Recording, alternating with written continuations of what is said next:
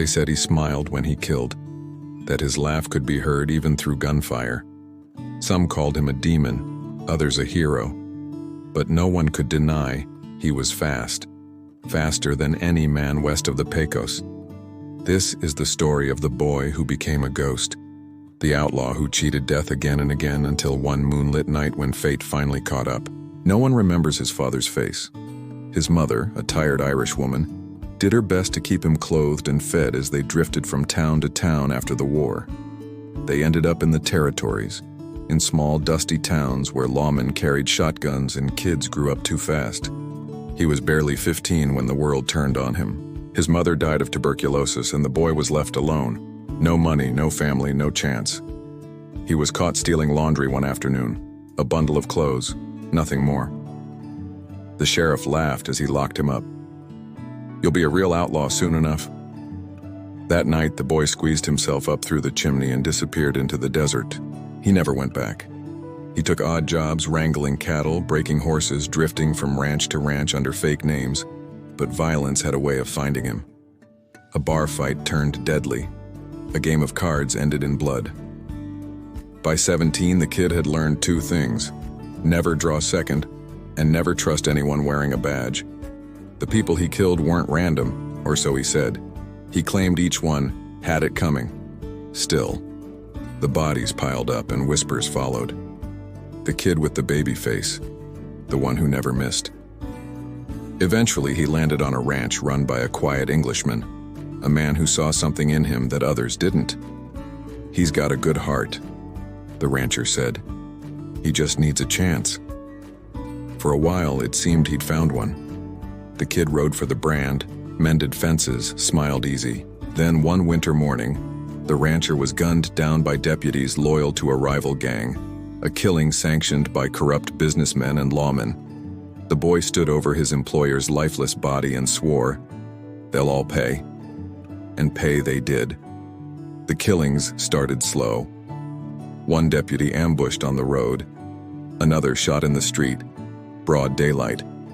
But soon the vengeance took on a name: the Regulators.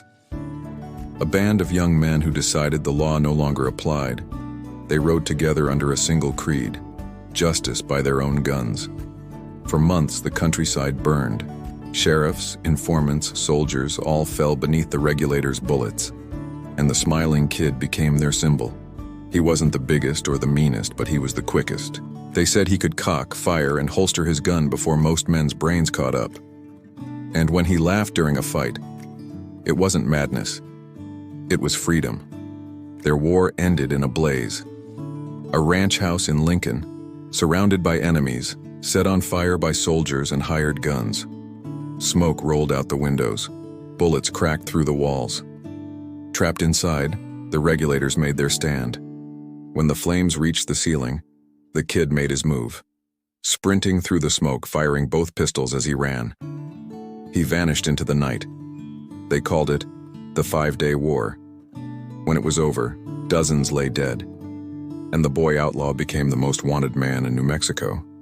He lived like a ghost, sleeping in adobe huts, hiding in canyons, always one step ahead of the law. Sometimes he'd disappear into Mexican villages where they called him El Chivato, the kid. He'd dance at fiestas, sing in Spanish, and charm the locals with that easy grin. But then by dawn, someone would be dead. A bounty hunter, a lawman, or a rival. He told people he'd killed 20 men. Others said the number was higher. No one could prove it. Every few weeks, someone would swear they'd seen him, riding a gray horse across the desert, 2 revolvers glinting in the sun. He was becoming something more than human. He was becoming legend. Eventually, one man decided to end the legend. A tall, quiet deputy, once the outlaw's friend, who was offered a badge and a bounty. He didn't want the job, but he knew if he didn't take it, someone else would. And maybe they'd just shoot the kid down without a word. So he went hunting. For months he tracked him, through the mountains, the canyons, the border towns. Each time the kid slipped away like smoke through his fingers, until finally, he caught him, at a place called Stinking Springs. The boy surrendered without a fight, and as the lawman led him away, crowds gathered along the trail just to see his face. Some spat at him. Some reached out to touch his sleeve. All of them wanted to see the legend who couldn't die. The court sentenced him to hang. They said he laughed when he heard it. "Guess I'll never make old bones," he joked. But even the gallows couldn't hold him. One April afternoon, he slipped free from his shackles, overpowered 2 guards, and gunned them down with their own weapons. Then he climbed onto a horse and rode out of town, whistling. Witnesses said the last thing they saw was that same grin, fading into the desert sun. 3 months later, a moonlit night, a small house near Fort Sumner. The boy was staying with friends, maybe thinking he could start over, or maybe just too tired to run anymore. His old friend, now sheriff, found him there. Slipped quietly into the darkened room. The outlaw stepped from the shadows, gun in hand. He whispered, "Quien es?" "Who's there?" One flash, one shot. He fell dead instantly. By dawn, the word spread. "The kid is dead." People flooded the house, staring in disbelief. He looked younger in death, like the boy he'd been before the world turned him hard. He was just 21. The papers called him Billy the Kid, the deadliest outlaw in the West. A murderer to some, a hero to others. But those who truly knew him, they just called him Henry, the boy who never got a fair chance. He became a legend before he was even a man. Songs were written, movies made, stories twisted into myth. But behind the gun smoke and the tall tales was a lonely boy who only ever wanted to belong.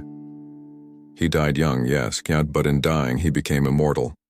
And in every story of the Wild West that came after, you can still hear his laughter on the wind. The echo of the boy outlaw, Billy the Kid,